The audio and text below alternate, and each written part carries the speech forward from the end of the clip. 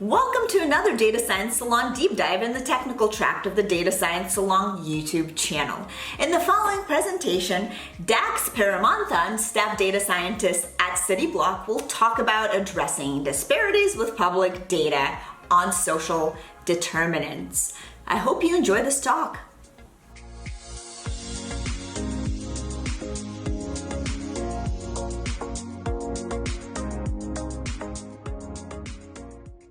Hi everyone, I'm Dax Paramanathan and I'm a staff data scientist at Cityblock Health. Thank you, Data Science Salon, for having me here as a speaker today. Today I'd like to talk about addressing disparities with public data on social determinants.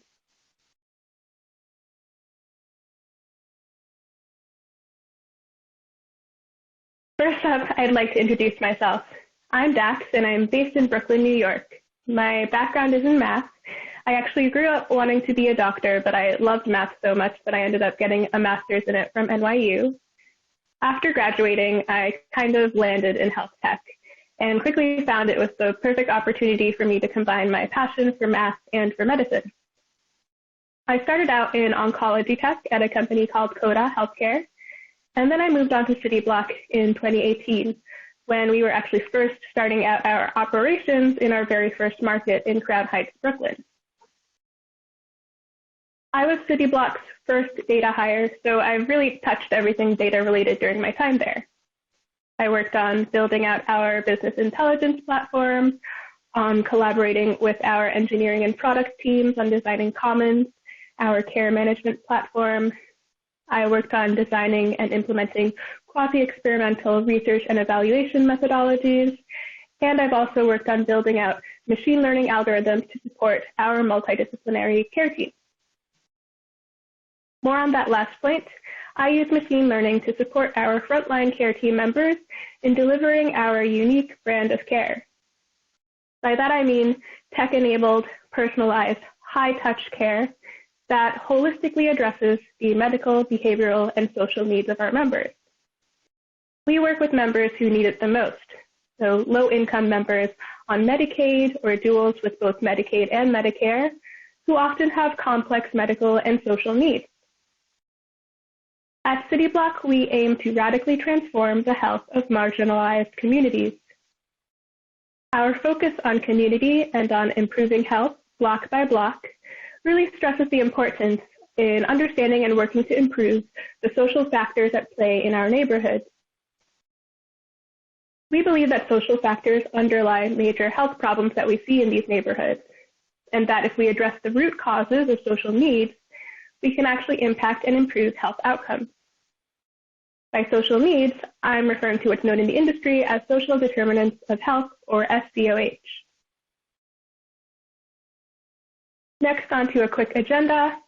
First, I'll define social determinants of health for you, and then go into some of the types of disparities that they create. Next, I'd like to talk about the limitations of using medical data alone in healthcare machine learning applications, with some examples of prediction problems that are affected by these limitations. Next, I'll talk about how to address these limitations by integrating social determinants of health data with some recommendations on public data sources that I and others in the industry like working with, as well as some tips on how to work with them. And then lastly, I'd like to talk about how SDOH data can actually go beyond your data science team and even help at the point of care. So first off, defining social determinants of health. The World Health Organization defines social determinants of health as the non-medical factors that influence health outcomes. These are the conditions that people are born into, in which they grow, work, and play.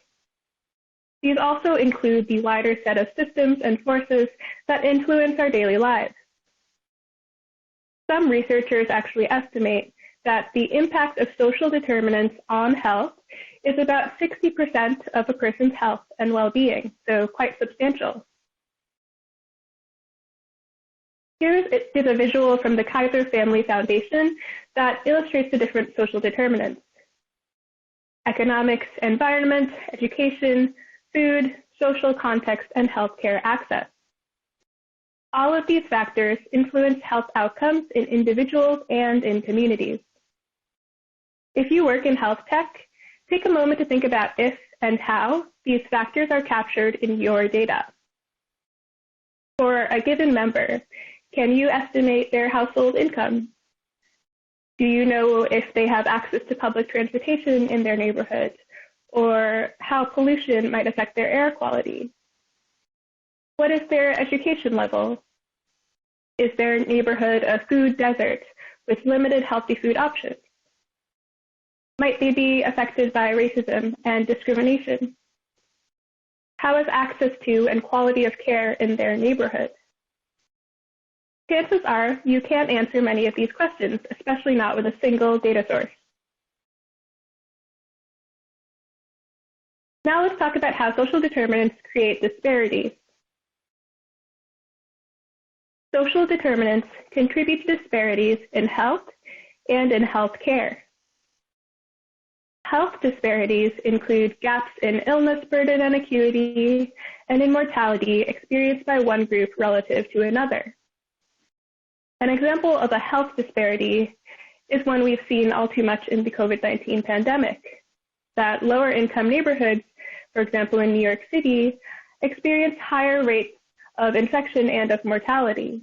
This is a very clear health disparity. Meanwhile, healthcare disparities are gaps in access to care, use of care, quality of care, and in insurance coverage. So an example of a healthcare disparity would be that in the United States, 12 states currently haven't approved Medicaid expansion, which would put more low-income Americans under the Medicaid coverage umbrella.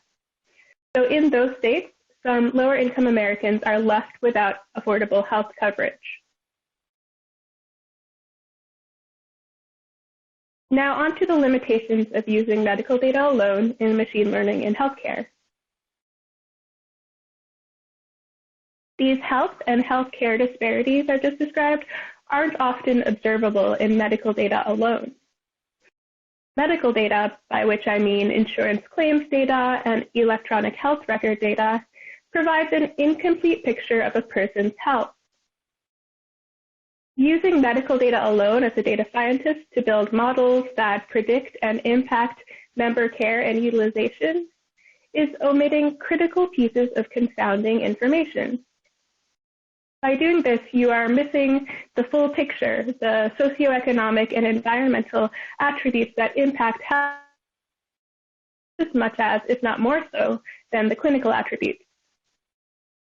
You are also missing the underlying systemic biases that impact health outcomes, biases that we now know exist based on the horrific disparities that we've seen during the COVID-19 pandemic. Using medical data alone in models has consequences.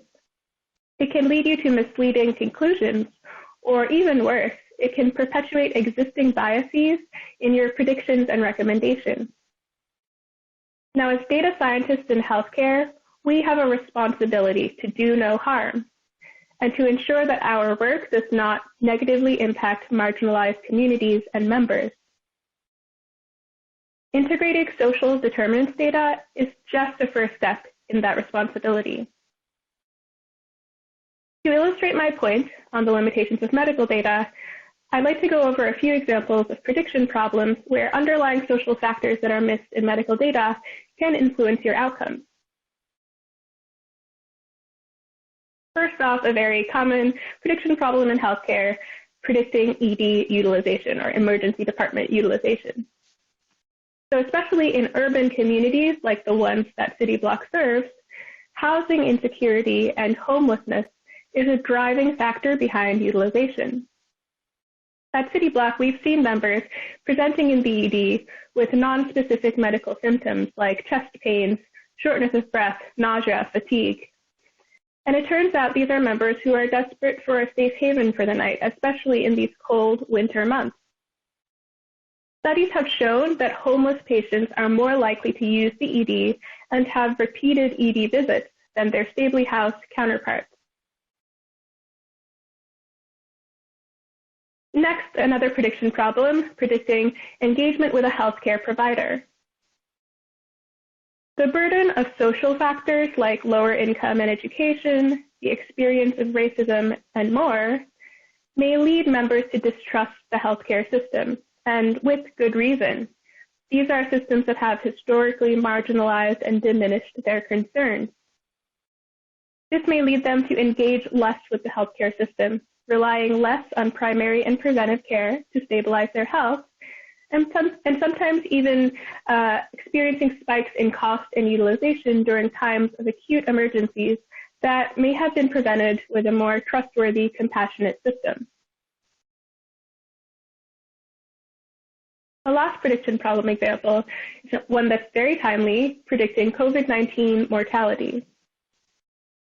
As we all know, lower income, under-resourced neighborhoods have had higher infection and mortality rates during this pandemic. Members in these communities are made vulnerable, not only because of higher comorbidity prevalence, which is a risk factor for COVID-19, but also by poverty, racism, overcrowding, and higher proportions of essential workers in the workforce. COVID-19 also exposed healthcare disparities. For example, lower supplies of ICU beds in vulnerable neighborhoods. Medical data alone would not expose these disparities, which is likely why it was several months into the COVID-19 pandemic before we even learned that these disparities existed. Now, how can we address these limitations with social determinants of health data? Lots of gaps that we're seeing with medical data, so there's definitely a need to fix this. What can we as data scientists do to address these limitations? Well, the first step, like I said before, first step is improving our data by integrating social determinant sources. Your best option here would be to collect primary social data on individuals, but not everyone has this option. At Cityblock, we do collect primary social data. Our community health partners, or CHPs, guide our engaged members through comprehensive assessments, including on social determinants.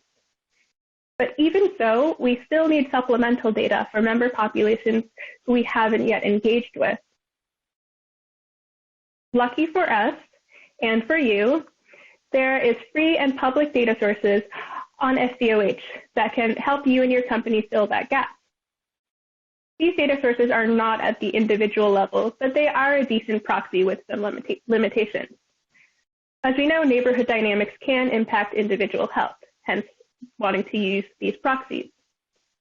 Public data can give you information on the social and environmental factors at a granular enough geography like block group, census tract, zip code to give you higher resolution into the SDOH factors impacting members in your data.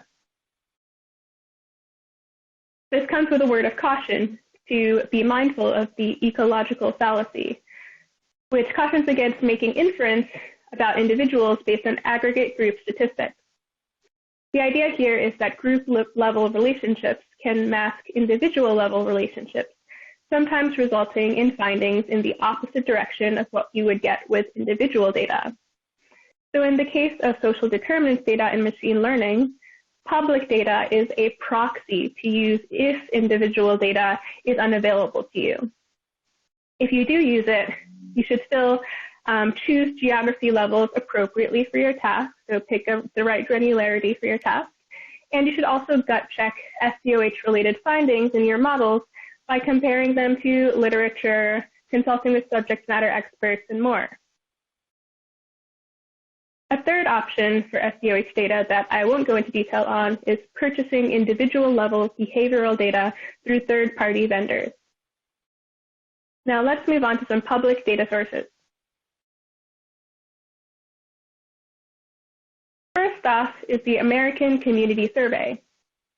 This is conducted nationally by the U.S. Census Bureau. The ACS 5-year estimates are one of the most commonly used SDOH data sets in academic research. This data is released annually for geographies all the way down to the block group level, which is pretty granular. ACS data can give you detailed demographic, housing, social, and economic data, from which you can derive features like median household income, percentage race Black, renter percentage, unemployment rate, high school diploma completion rate, and more. Lots of studies use ACS data. Here, I've linked just a few machine learning and healthcare studies from the past year that do so. In these studies, ACS data doesn't only improve their model performance, but it also surfaces some of the most predictive indicators of their primary outcomes. You can also create or make use of summary measures on ACS data, an example of which is the Area Deprivation Index through a company called BroadStreet. This index identifies areas of deprivation and of affluence using 17 ACS variables. ACS data is available through census.gov, but also through Google Cloud Storage public data in BigQuery. I should say that several of today's datasets are already in BigQuery, which we use at Cityblock. Area deprivation index percentiles are in BigQuery public data as well. Next, let's talk about air quality data through the Environmental Protection Agency. This will give you data on environmental factors that influence health. From this, you can get daily measurements of air quality, including of PM 2.5, which is fine particulate matter. PM 2.5 is known to be associated with health outcomes, including respiratory, utilization, and mortality. A 2020 study in the American Journal of Managed Care used machine learning to predict near-term inpatient and ED admissions, and made use of data and individual-level behavioral data. Surprisingly, that was found to be most predictive of inpatient and ED admits, even above income. Air quality data is also available in BigQuery as well as directly through the Environmental Protection Agency. A few additional sources that I'd recommend, though by no means a comprehensive list, include Places through the CDC, which will give you neighborhood health indicators, including unhealthy behaviors like smoking, binge drinking, and more. Also, there's the low-income housing tax credit through the Department of Housing and Urban Development, which will give you neighborhood composition of low-income housing. You can also use data on health professional shortage areas through the Department of Health and Human Services, which will identify if a neighborhood that a member lives in is a shortage area or a medically underserved area. And then lastly, there's the Environmental Justice Screening and Protection tool, or EJ Screen, that's available through the Environmental Protection Agency. This will expand air quality data from before to include more indicators of environmental health like ozone, traffic pollution, lead paint exposure, and more. In order to make use of these public data sources, you're going to want to merge them with your member data. Your best bet here is to start with member street addresses if you have them available. You can convert these to lat-long geography points using a geocoding service. At Cityblock, we use Geocodio. For geography-level data like ACS data, you'll want to use shapefiles, which are specifications for mapping block groups, census tracts, and other geographies onto polygons. From these, you can identify which shape contains each member's lat-long geography point. For data that's at the site level, for example, air quality, which is taken at measurement sites throughout the United States, you'll need to identify the nearest sites to each member address. If you don't have member addresses, that's okay. You can still make use of this data. You can use member zip codes if those are available to you, or even provider zip codes as a decent proxy. For BigQuery users like me, here are some instructions on BigQuery's native geospatial objects and functions that you can use to merge in these SDOH sources. You can convert your lat-longs into a BigQuery geography point using the function stgeogpoint. And then in order to merge to data at the geography level, like ACS data, There are shape files that are already contained in BigQuery public data. You can see the footnote for the location. And you can use a function called stcontains to match points to the shapes that contain them. Completing this join will give you fields like GeoID that you can use to merge to several data sources like ACS.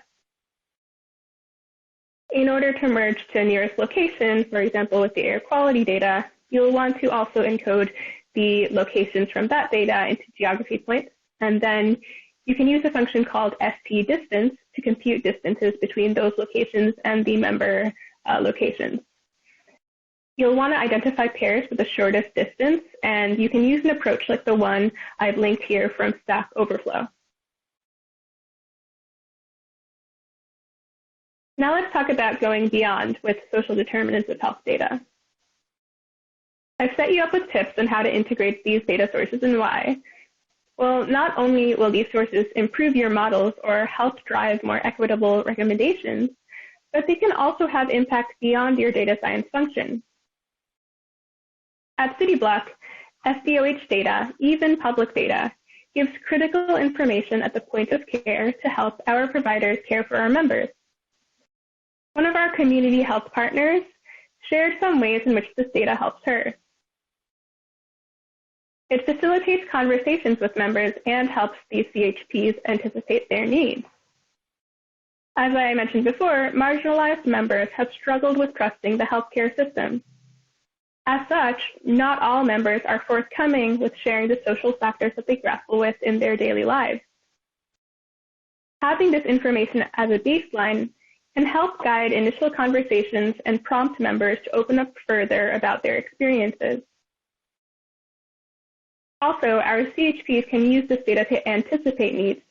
For example, for members with COPD or upper respiratory infections, COVID-19, or other respiratory conditions, if they live in areas with poor air quality, we may know to arrange transportation for them to their provider appointments. Having a more comprehensive understanding of the person and of the challenges to them and their community lowers the barrier and builds trust. This data can also help providers advocate for resources. In trying to connect members with resources, for example, through their health plan or through local community-based organizations, having this information gives our CHPs a leg to stand on in being an advocate. Additionally, at Cityblock, SDOH data can assist us in tailoring messaging to new communities that we're outreaching to, and also in identifying community-based organizations to work with in those new communities. In conclusion, we as data scientists in healthcare have the power to address disparities and improve member health outcomes through integrating social determinants data sources as a first step. We also have a responsibility to do no harm, and these data sources are a step in achieving that standard as well. As a wise character once said, with great power comes great responsibility. Again, this is just one step out of many in living up to that responsibility. So please use it well. Thank you so much for attending my talk. Here's my contact information if you'd like to connect. And if you are interested in joining me at Cityblock Health, we have several open roles, including Director of Data Science and Head of Data Product. So please check those out. Thank you so much for your time. That was Dax Paramanathan, Staff Data Scientist at Cityblock Health, talking about addressing disparities with public data on social determinants. If you'd like to watch more videos like this one, you could subscribe to the DSS Insider program, which will give you access to hundreds of technical data science talks that will help you elevate your skills. Visit insider.datascience.salon to learn more, or simply click in the link in the video description.